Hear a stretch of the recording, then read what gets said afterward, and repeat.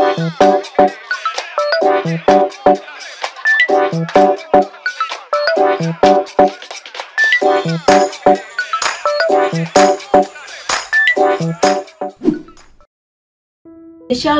semuanya, teman-teman, saudara-saudari, Bapak Ibu yang hadir di sini. Puji Tuhan ya, kita semua masih mau terus bertumbuh di dalam hidup rohani. Walaupun segala macam tantangan yang kita hadapi, namun kita tetap semangat.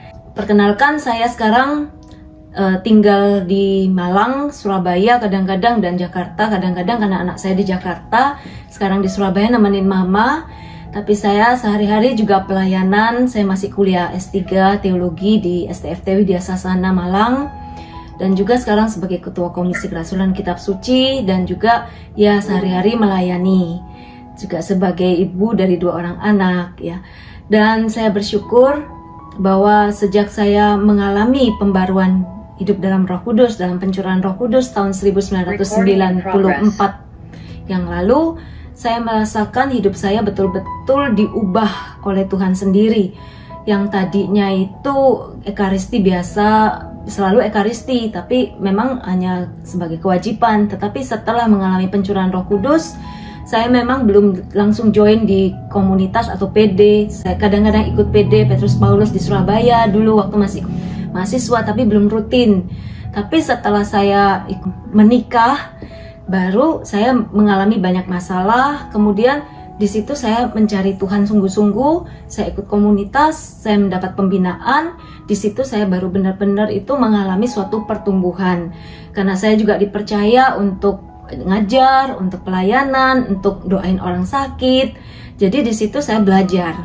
Nah, karena harus melayani, akhirnya saya juga banyak baca, banyak belajar, ikut pelayanan bersama orang-orang yang sudah lebih senior, sudah lebih dulu bertumbuh hidup rohaninya.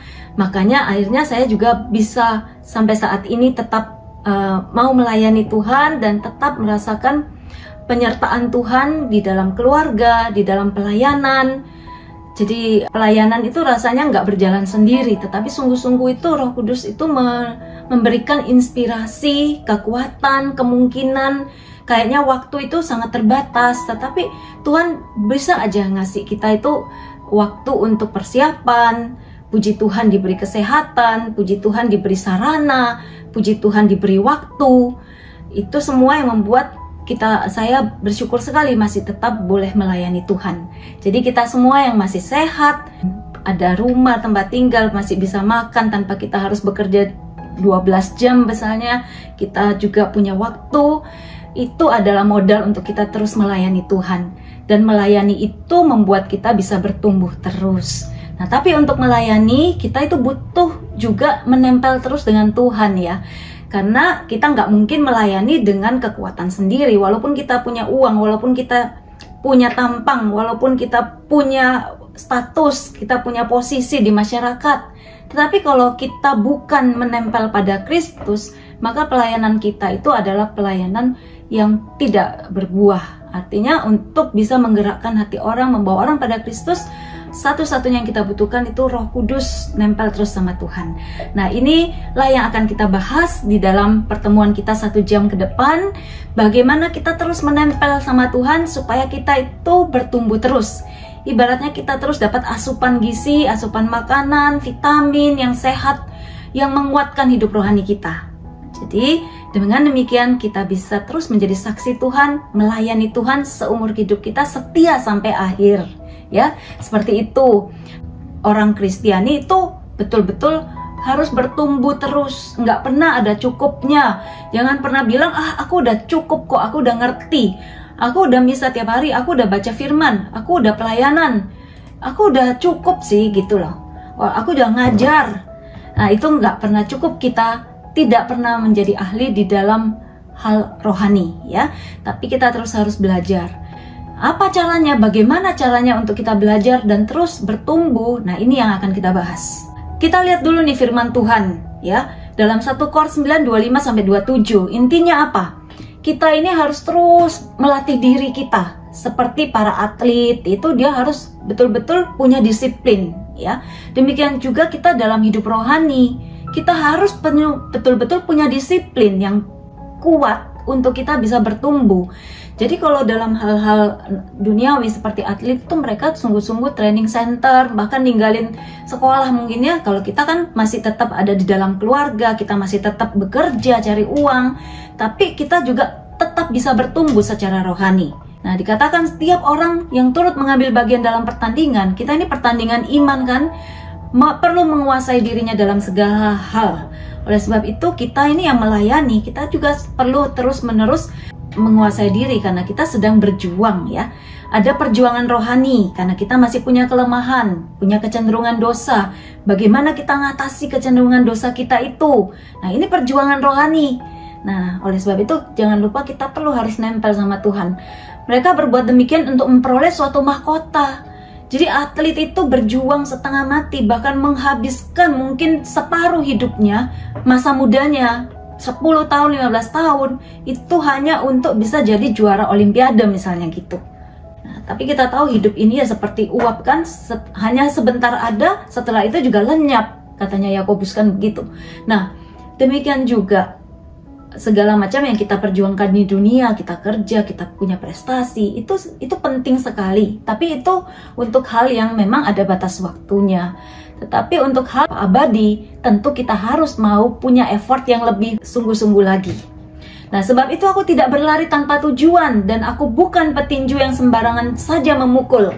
Jadi kita ini bukan ikut segala macam pelayanan komunitas rohani, PD itu bukan tanpa tujuan. Kita punya hidup kita ini digerakkan oleh tujuan, yaitu untuk melatih diri kita semakin sempurna seperti Kristus gitu. Ya. Semakin bertumbuh, cacat celah kita makin berkurang hari demi hari. Ikut Tuhan 10 tahun lalu dibandingkan sekarang, pasti sekarang udah lebih sabar, udah lebih bisa ngampuni, ya kan?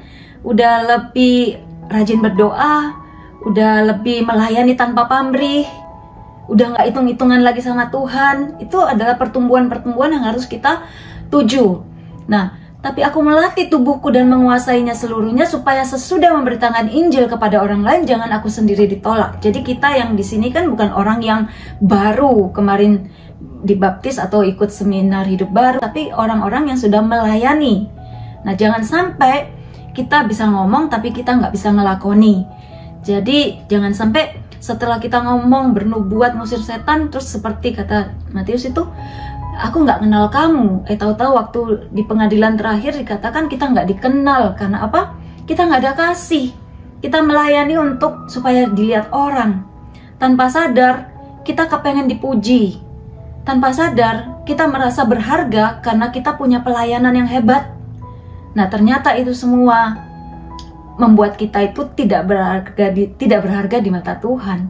Di mata Tuhan yang berharga adalah kita melakukan itu karena kasih, untuk mengasihi Tuhan, yang membawa jiwa-jiwa kepada Tuhan. Itu poinnya, bukan supaya kita terkenal, ya. Itu tujuan kita. Nah, jadi kenapa perlu bertumbuh? Ya karena kita ini yang dibaptis dalam Roh itu hanya permulaan. Kita ibaratnya dipindahin tuh dari tanah yang keras, ditaruh di tanah yang subur, sehingga benih-benih hidup rohani kita itu bisa tumbuh dengan baik, ya. Nah, tapi harus disiram, harus kena matahari, harus dipupuk. Nah, itu. Dan supaya tidak mati hidup rohani kita, tidak kembali pada hidup yang lama. Banyak orang yang euforia sekali tuh, habis pertobatan, semangat 6 bulan itu aktif, semua pelayanan dia mau ikut. Dilarang-larang juga nggak bisa, aku tunggu-tunggu mau ikut Tuhan. Tapi akhirnya kecapean. Karena apa? Dia semangatnya belum matang, semangat yang didorong oleh keinginan untuk ya tampil mungkin masih belum murni. Jadi kalau kita terlalu rakus rohani di awal-awal kita bertobat, itu kita juga harus hati-hati. Makanya kita perlu pembimbing rohani, kita perlu teman-teman komunitas yang lebih senior, yang mungkin ngingetin kita, kamu kalau kecapean jangan loh, kamu belum bisa ikut pelayanan ini ya, nanti aja ya, kan ada tahapannya juga. Baru ikut seminar hidup baru, besoknya sudah mau ikut pelayanan pelepasan atau menyembuhkan orang. Kalau ngikut-ngikut, lihat-lihat aja nggak apa-apa. Tapi jangan mau ngambil peranan yang langsung dia yang berperan sebagai orang yang mendoakan. Nah, itu dia harus belajar dulu gitu kan. Jadi semua ada proses. Kita harus sabar dengan proses di dalam pertumbuhan rohani kita. Nah, oleh sebab itu penting sekali itu sikap taat di dalam melayani. Jadi kalau kita satu tim, ada kepala tim, ya udahlah taat sama tim. Kalau enggak jadi kacau, semua mau jadi kepala, nggak selesai-selesai nih ya, bentrok gitu. Nah, perlu ketaatan. Oleh sebab itu dikatakan kamu harus sadar dan berjaga-jaga setiap saat akan hidup rohani kita. Jadi jangan lalai, jangan lengah. Oh, aku barusan ikut retret 3 hari atau 1 minggu retret pribadi. Habis itu aku mau 1 bulan libur, nggak mau doa, nggak mau ikut komunitas, nggak mau ikut PD, nggak mau baca firman. Nah, itu dengan cepat sekali kita akan kembali melorot. Hidup rohani itu harus dipupuk setiap hari. Berdoa, baca firman, itu yang bisa kita lakukan sendiri kan. Kecuali kita ikut komunitas tertentu, ya mungkin pertemuannya seminggu sekali, 2 minggu sekali. Nah, kemudian kalau nggak tumbuh gimana nih? Kalau orang yang cuma mau dengerin tok, tapi nggak mau mempraktekkan, nggak mau diajak pelayanan, dikasih tugas, nggak mau, jangan aku nggak bisa. Terus apa gunanya belajar, ya kan? Apa gunanya kita ikut seminar? Apa gunanya kita ikut macam-macam kursus rohani, kitab suci lah, pewartaan lah? Kalau kita nggak mau praktekin, maka nggak ada gunanya, ya. Nggak akan bertumbuh iman kita. Iman itu tindakan. Ketika kita mau bertindak, iman kita makin gede, makin kuat, makin dalam. Karena kita langsung masuk di dalam praktek, gitu ya. Nah, kalau nggak tumbuh, ya ditebang aja, ya kan? Untuk apa hidup percuma? Maksudnya ya kalau kita nggak pakai karunia-karunia kita, ya udah nggak berkembang gitu. Makanya Tuhan Yesus katakan yang punya ditambahin, yang nggak punya diambil. Kalau kita nggak mau pakai, ya udah nggak berkembang. Tapi kalau kita mau pakai, ditambahin lagi karunia-karunia yang lain, gitu. Misalnya mau nih disuruh ngajar, dia ngajar dengan tekun, ditambahin karunia pengajaran, sehingga mengajarnya itu semakin ada urapan. Terus setelah ngajarnya bagus, dikasih karunia memimpin, dia nggak hanya ngajar sendiri untuk dirinya, untuk belajar sendiri untuk dirinya, dia bisa mulai mengajar orang lain yang mau mengajar, ya kan? Menjadi trainer for trainers gitu kan. Jadi seperti itu, harus ada peningkatan terus kita di dalam melayani. Jangan udah aku maunya cuma 1 aja, aku mau WL aja, nggak mau yang lain, karuniaku cuma di sini doang. Itu namanya membatasi karya Roh Kudus. Jangan membatasi. Kalau kita diminta oleh orang lain, pemimpin atau pelayan kita atau ketua kita, ya terima aja. Jangan bilang nggak bisa. Orang yang meminta kita untuk bertugas itu melihat bahwa kita bisa, ya. Kadang-kadang orang lain bisa melihat kita lebih baik, gitu. Nah, bagaimana nih caranya bertumbuh ya? Ini 4 sarana ini saya yakin Anda semua udah tahu. Doa, tapi dilakukan apa enggak tiap hari? Itu masalahnya. Doa tiap hari setengah jam misalnya, ya, konkret. Kapan waktunya? Pagi, siang, atau malam? Tetapkan waktu tertentu. Atau 45 menit, 1 jam bagus ya. Dibilang, tidakkah kamu mampu berjaga-jaga bersamaku 1 jam saja? Minimal 1 jam lah. Kalau nggak bisa ya mulai 30 menit. Tapi harus ada tiap hari. 15 menit gimana? Oke, nggak apa-apa. Tapi harus ada. Harus ditingkatkan lagi, ya kan? Nah, tetapkan waktu tertentu. Kenapa? Ya kalau nggak ada waktu tertentu, kita cenderungnya nunda. Kalau udah nunda, cenderungnya melewatkan waktu doa hari itu. Jadi misalnya diajakin temen pergi. Kalau sekarang kan jarang yang ngajak pergi. Tapi Anda mungkin kepengen nonton Netflix atau apa. Tapi belum doa. Doa dulu pada waktunya gitu kan. Atau diajak teman pergi ya sebelum atau sesudah jam doa. Supaya Anda tidak melalaikan tugas itu dan akhirnya tidak ada waktu hari itu untuk berdoa. Nah, firman, baca firman, Lectio Divina itu bisa digabung di dalam doa yang 1 jam itu. Jadi sebenarnya kan tidak lama kan doanya. Doanya bisa macam-macam, nanti kita akan lihat juga ada pujian, ada syukur, ada doa hening. Kemudian komunitas ini penting sekali. Karena apa? Seperti gambarannya tuh api unggun ya. Kalau Anda lihat tuh api yang menyala. Kalau satu kayunya itu ditarik keluar dari kumpulan api unggun itu, pasti nggak lama dia langsung mati sendirian. Jadi kita perlu ada di komunitas. Karena apa? Komunitas itu yang menjaga api Roh Kudus tetap menyala bersama-sama. Kalau kita lagi loyo, ada yang nguatin. Kalau kita lagi kuat, kita bisa nguatin yang loyo, kan gitu ya. Lalu kemudian pelayanan, ini yang tadi saya katakan, melayani itu membuat kita jadi banyak belajar, banyak bergantung sama Tuhan. Coba siapa yang di sini disuruh WL, disuruh doain orang sakit, disuruh bawain retret, suruh ngajar, yang nggak berdoa? Pasti berdoa, pasti belajar, pasti bergantung sama Tuhan. Karena semua di sini saya yakin tahu ya, bahwa kita nggak mungkin nyanyi-nyanyi sendiri, mau membuat orang merasakan hadirat Tuhan, kalau kita nggak lebih dulu masuk dalam hadirat Tuhan di dalam hidup setiap hari, ya kan? Oleh sebab itu pasti kita akan bergantung sama Tuhan. Ini membuat kita bertumbuh, pelayanan itu membuat kita bertumbuh. Nah, kalau ada yang mau melayani tanpa berdoa, itu namanya nekat, ya.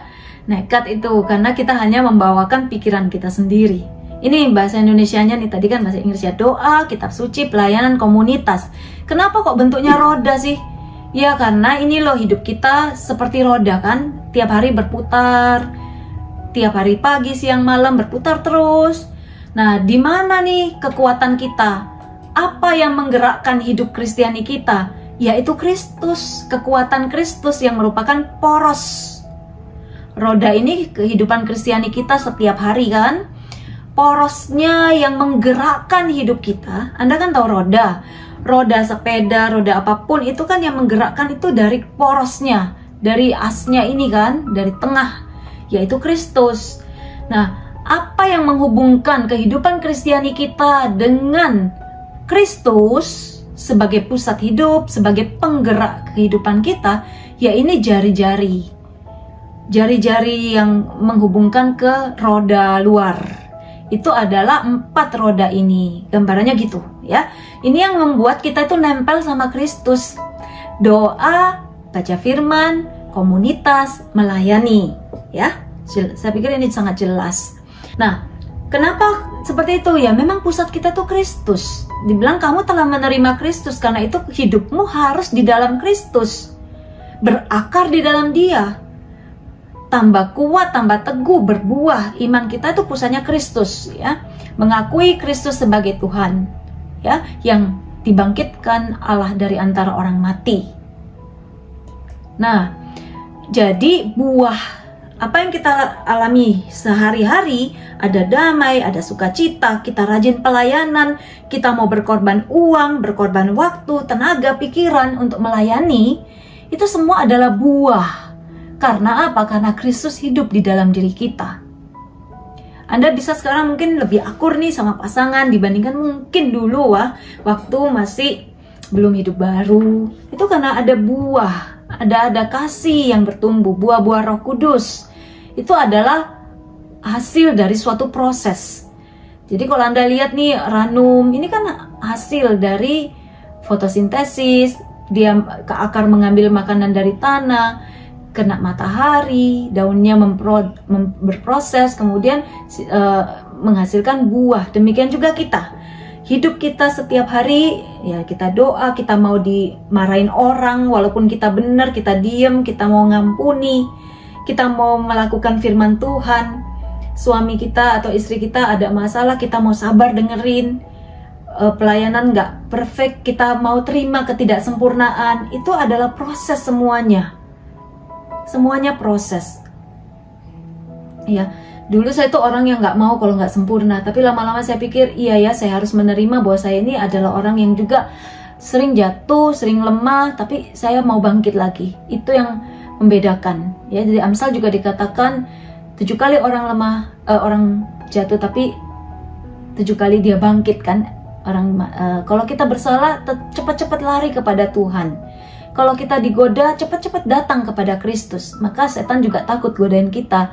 Karena begitu ada godaan, kita cepat tambah dekat sama Tuhan. Nah, akhirnya dengan godaan itu membuat kita itu semakin menempel pada Tuhan.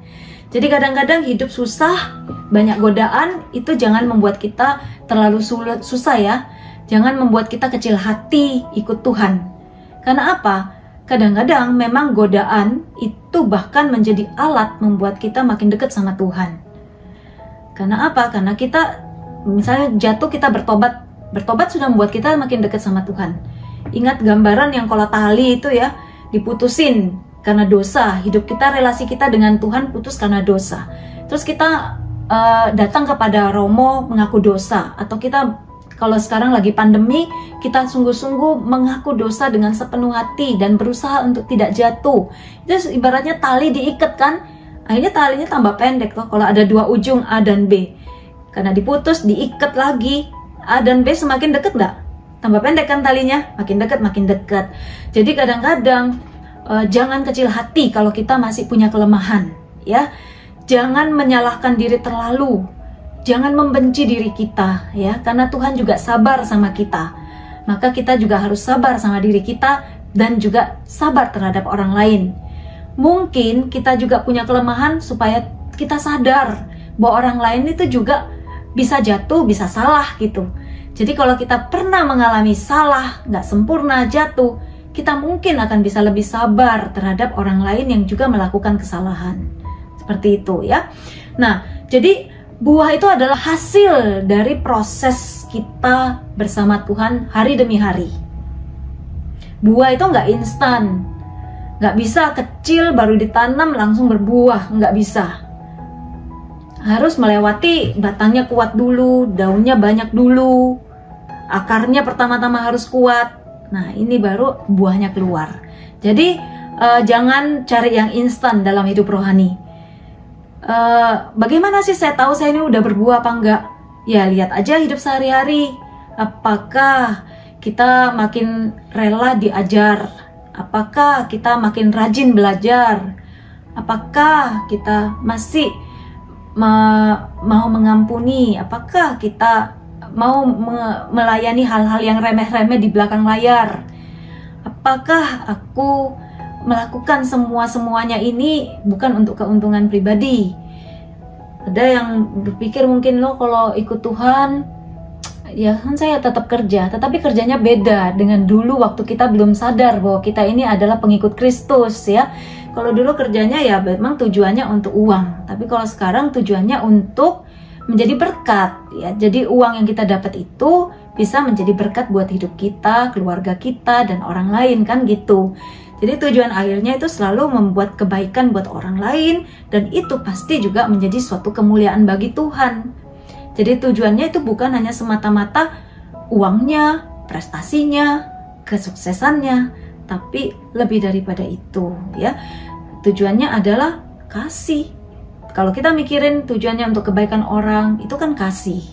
Kalau kita mikirin tujuannya supaya Tuhan semakin dimuliakan, itu juga suatu yang menyenangkan hati Tuhan. Seperti itu ya. Baik, dikatakan di sini, barang siapa minum air yang kuberikan padanya, ia tidak akan haus untuk selama-lamanya. Sebaliknya air yang kuberikan kepadanya menjadi mata air yang terus-menerus memancar sampai hidup yang kekal. Jadi kalau ada Roh Kudus, kita itu bisa juga menjadi sumber air bagi orang lain. Bukan hanya diri kita yang kenyang. Itu namanya kalau kita makan untuk diri sendiri terus, itu namanya kalau minumnya kebanyakan untuk diri sendiri itu kelompokan ya. Tapi kalau kita makan terus untuk diri sendiri, kita mau kursus macem-macem, kita mau belajar macem-macem, kita minta dilayani terus, tapi kita nggak pernah mau keluar, bertindak, melayani, membagi waktu kita, berkorban, itu nanti kita jadi kolesterol rohani.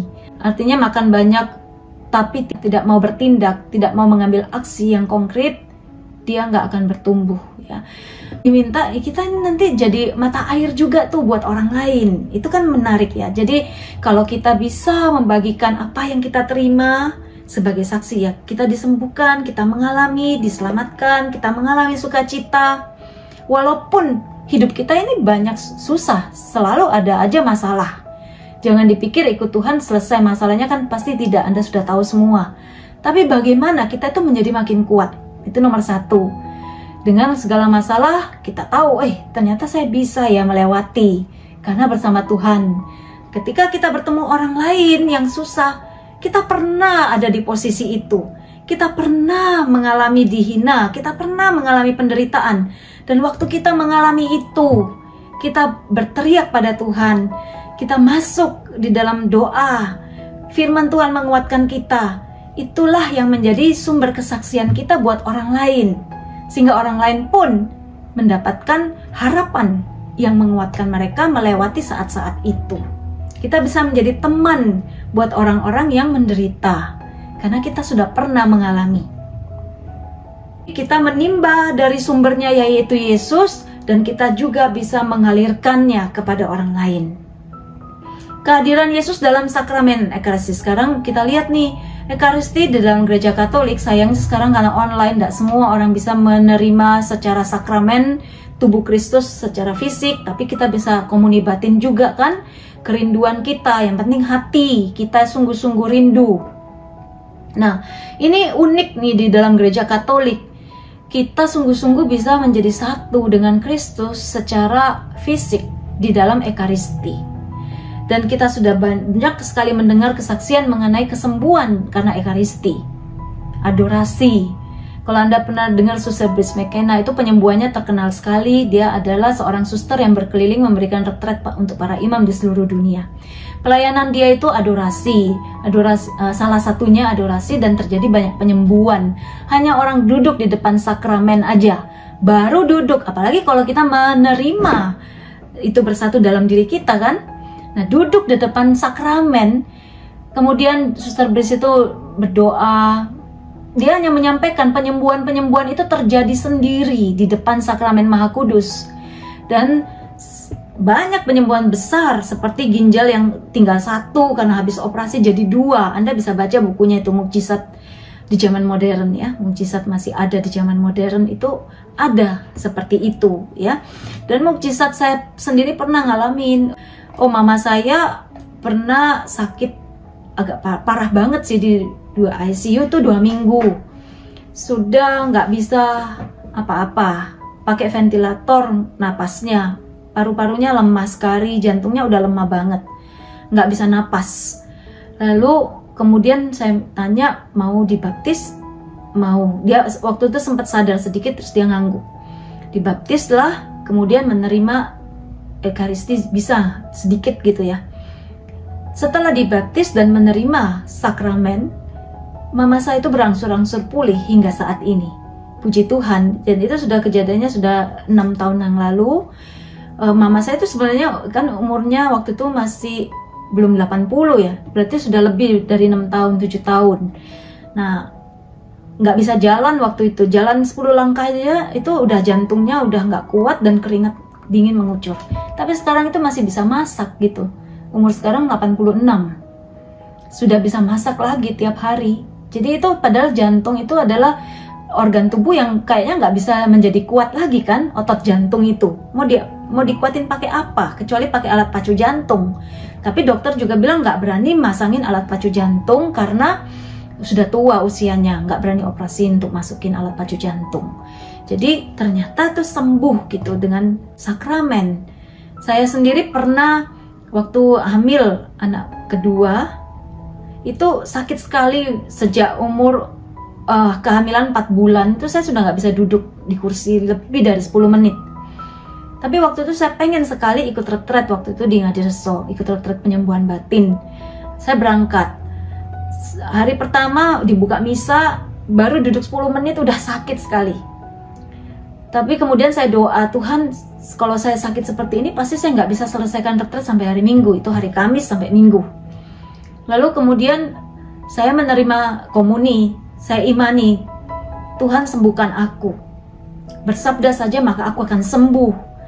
Lalu waktu itu setelah menerima Ekaristi, saya berdoa.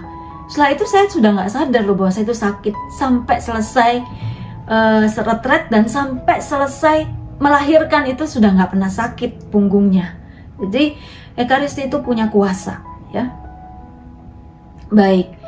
Nah, sakramen tobat dan penguatan. Ini juga saya biasanya sakramen tobat itu 1 bulan tuh 1 kali, karena kan di Malang itu banyak romo-romo ya, dan saya biasanya ke tempatnya romo-romo yang udah lansia. Jadi saya itu nggak malu ngomong dosa, tapi maksud saya kita ini perlu ngaku dosa ya. Saya bersyukur waktu itu di Malang kita masih bisa ngaku dosa rutin, tapi sekarang memang sangat terbatas dengan pandemi. Tapi pemeriksaan batin tiap malam itu perlu. Proses ini adalah salah satu yang harus kita lewatin nih ya. Sakramen penguatan juga membuat kita itu dikuasai Roh Kudus untuk menjadi saksi Ya, itulah sakramen-sakramen dalam gereja. Nah, jadi kita perlu jangan sampai begitu jatuh kita nggak mau bangkit lagi. Jatuh cepat bangkit, jatuh cepat bangkit, jatuh langsung cepat-cepat lari kepada Tuhan. Itu yang membuat kita tumbuh. Jangan takut juga mengambil resiko, ya. Jangan takut mengambil resiko karena berbuat kasih. Kalau kita berani mengambil resiko karena berbuat kasih, kita di situ juga akan dilengkapi, akan dikuatkan. Ya, kata Paus Fransiskus, jangan takut menjadi kotor, ya, bersama-sama dengan orang-orang di sekitar kita untuk kita melayani. Jangan mau kita menjadi suci sendiri seperti di atas Gunung Tabor aja, menikmati indahnya kita bersekutu dengan Tuhan dalam penyembahan, di dalam doa hening, dalam adorasi, tapi kita nggak pernah mau berbuat lebih untuk orang lain yang juga membutuhkan kasih Kristus. Kita dipanggil untuk turun dari Gunung Tabor. Tidak boleh mendirikan tenda di atas, tidak boleh hanya mau bermukim di dalam nyamannya suasana rohani, tapi harus turun melihat penderitaan orang-orang di sekitar kita. Yesus datang untuk orang-orang yang menderita, orang yang sakit. Disitulah juga kita dipanggil. Nah, jangan sampai kekayaan ini kita pendam sendiri, ya. Ibaratnya kalau air itu nggak mengalir menjadi sarang nyamuk. Kalau mengalir itu kita nggak usah takut kehabisan. Kalau kita ngasih ilmu kita semakin banyak pada orang, kita akan terus diberi. Saya pikir saya ini bukan orang yang terlalu pinter, ya. Walaupun saya sekarang ngambil kuliah S3 teologi namanya, tapi yang namanya belajar itu rasanya saya sangat terbatas, ya. Maksudnya masih begitu banyak yang saya nggak paham gitu. Tapi yang dari yang sedikit yang saya punya ini saya mau membagikan. Itu aja modal saya. Dari yang sedikit ini saya bagikan maksimal. Semua yang saya punya saya mau bagikan kepada orang. Itu aja modal saya gitu, ya. Nah, sama dengan kita semua. Kita mungkin merasa kita nggak punya apa-apa. Saya juga merasa gitu. Tapi ya udah, seperti 5 roti dan 2 ikan. Dari yang sedikit yang kita punya itulah yang kita berikan. Ada yang mungkin merasa mikir, aku nggak bisa apa-apa, aku nyanyi pas-pasan, aku ngajar pas-pasan. Ayo kita tingkatkan kemampuan kita dengan banyak ikut workshop, kursus, ya kan? Kan disediakan macam-macam kursus worship leader, kitab suci, retret-retret, pertumbuhan, dan lain sebagainya. Itu kesempatan untuk mengupgrade diri. Jadi kita jangan bilang aku nggak bisa, stop sampai di situ. Jangan, ya kalau nggak bisa belajar, gitu kan? Habis belajar, ayo dibagikan, kan gitu. Mengupgrade diri untuk bisa melayani lebih baik, itu poinnya. Tapi kalau kita melihat orang lain dan kita pengen seperti itu, boleh nggak? Ya boleh dong. Dia bisa loh, ngajarnya bagus, nubuatnya banyak, terbukti otentik, kemudian dia bisa WL bagus, penuh urapan. Aku pengen seperti itu. Ngomong sama Tuhan, Tuhan aku pengen, Tuhan beri aku karunia yang seperti itu. Nah, bahkan lebih Tuhan akan berikan, ya, kalau kita minta. Nah, jadi itu namanya kecemburuan suci. Boleh nggak cemburu sih secara rohani? Boleh, tapi nggak berhenti pada cemburu. Mengupgrade diri, itu namanya kecemburuan suci, ya. Boleh cemburu, boleh iri, yang suci. Artinya apa? Mengupgrade diri dan memperbaiki diri. Nah gitu, kita semua ini manusia lemah, jangan takut untuk melangkah, ya. Pertumbuhan memerlukan pembimbing rohani, makanya Anda dalam komunitas itu baik. Ada yang sudah lebih senior, ada yang sudah ngerti. Oh, kalau kamu seperti ini, udahlah, tahan dulu, jangan terlalu bergairah, nanti ada waktunya, ya. Saya dulu waktu lagi getol-getolnya pelayanan tuh, ya. Terus akhirnya sama suami disuruh stop, nggak boleh keluar rumah. Itu waktu itu umur saya mungkin baru 30-an gitu.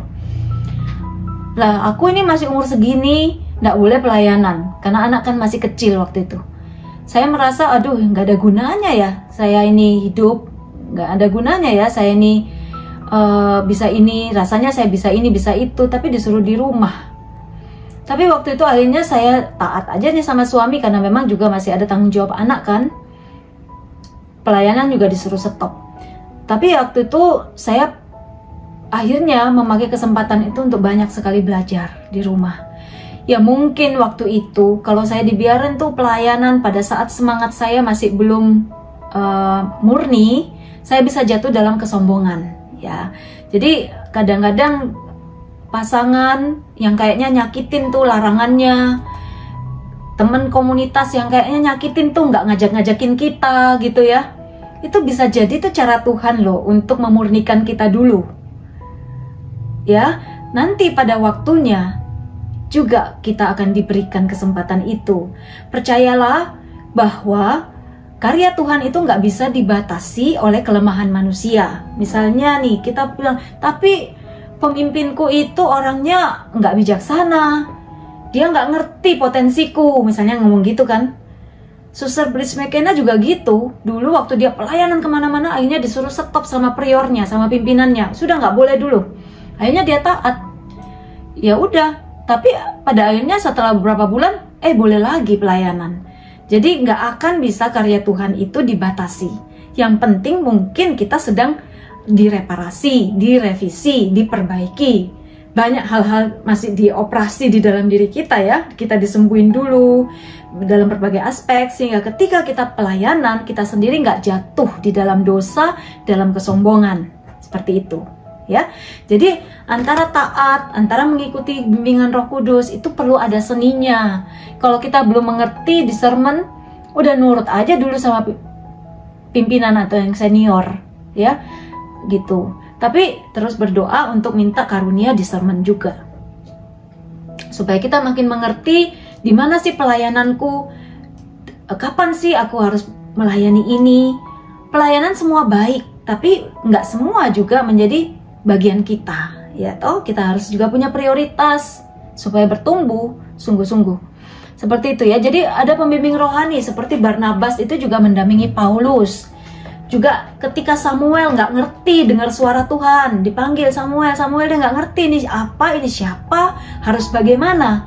Tetapi Imam Eli yang membuat Samuel mengerti, oh itu panggilan Tuhan. Sama dengan kita perlu pembimbing rohani. Mungkin Romo terlalu sibuk, ya mungkin ada senior-senior yang kita bisa percaya, yang hidupnya juga udah berkembang secara rohani, boleh kita ajakin untuk diskusi.